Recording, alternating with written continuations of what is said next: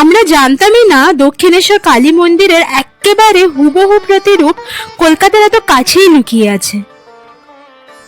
ব্যারাকপুরের গঙ্গার ধারে শান্ত নির্মল পরিবেশে দাঁড়িয়ে থাকা এই অন্নপূর্ণা মন্দির যেন সময়ের এক নিঃশব্দ সাক্ষী।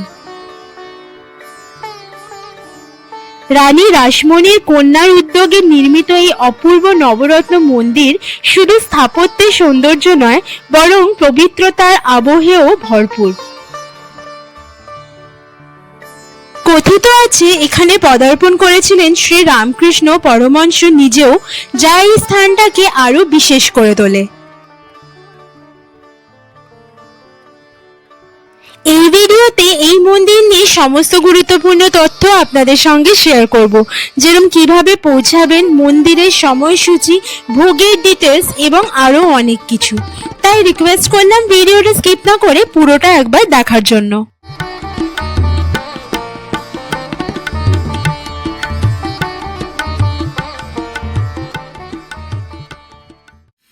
অন্নপূর্ণা মন্দির যাওয়ার জন্য আপনাদের শিয়ালদা থেকে ব্যারাকপুরগামী যে কোনো লোকাল ট্রেন ধরে নামতে হবে ব্যারাকপুরে। সময় লাগবে 35 মিনিট।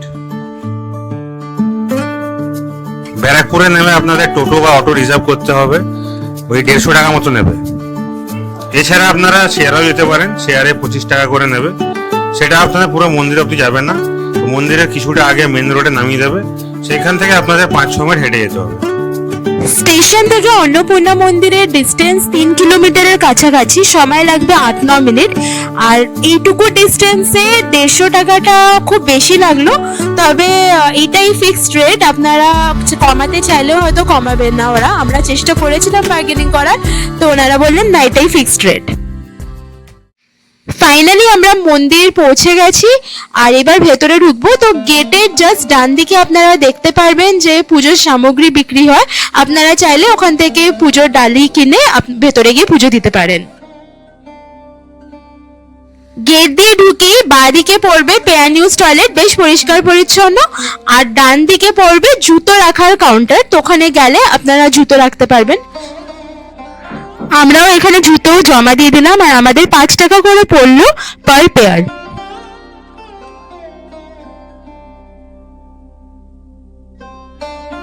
এবার চলুন ভেতরে ঢোকা যাক।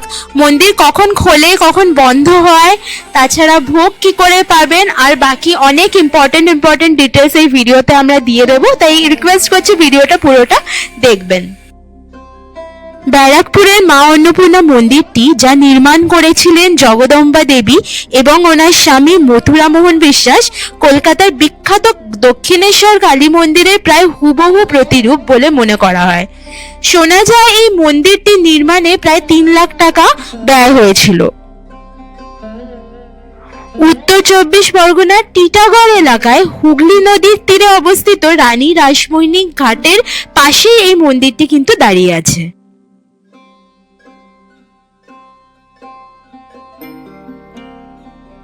প্রতি বছর এপ্রিল মাসে মা অন্নপূর্ণা পুজোর উপলক্ষে এখানে ভক্তের ঢল নামে।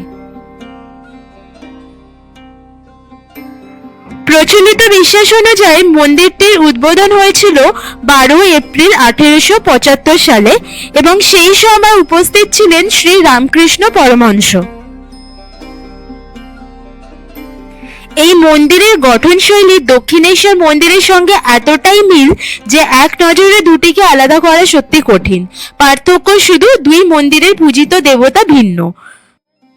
মন্দিরের গর্ভগৃহে শিব ও মা অন্নপূর্ণার মূর্তি প্রতিষ্ঠিত রয়েছে। শিবের মূর্তিটি রূপোর তৈরি এবং মা অন্নপূর্ণার মূর্তিটি অষ্টধাতু দিয়ে নির্মিত। ঠাকুর শ্রী রামকৃষ্ণদেব এই বেলতলা এসে বসতেন। এই হচ্ছে সেই বেলগাছ।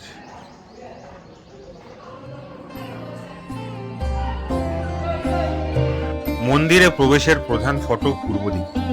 প্রবেশ করার পর ডান দিকে দেখা যায় নবরত্ন মন্দির এবং বাম দিকে নাট মন্দির। প্রায় 55 বিঘা জমির উপর বিস্তৃত এই মন্দির প্রাঙ্গণে রয়েছে 6টি আটচালা শিব মন্দির, যা এক শান্ত প্রশান্ত পরিবেশ সৃষ্টি করে।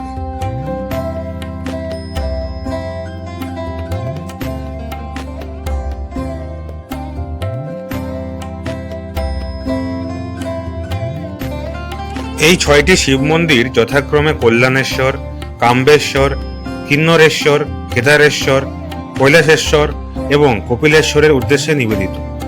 সিঁড়ি বেয়ে উপরে উঠলেই এই শিব মন্দিরগুলিতে পৌঁছানো যায়।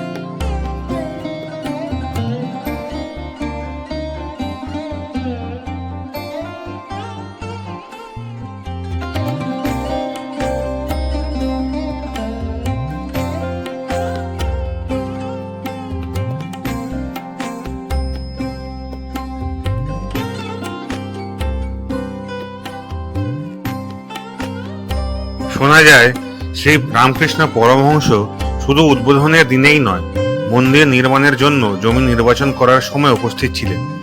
প্রথমে গঙ্গার উপর পারে শ্রীরামপুর এলাকাকে নির্বাচন করা হলেও পরে চানক, এটা বর্তমান ব্যারাকপুর এলাকাকে চূড়ান্ত করা হয়। এইবার বলে দিই মন্দিরের টাইমিংটা।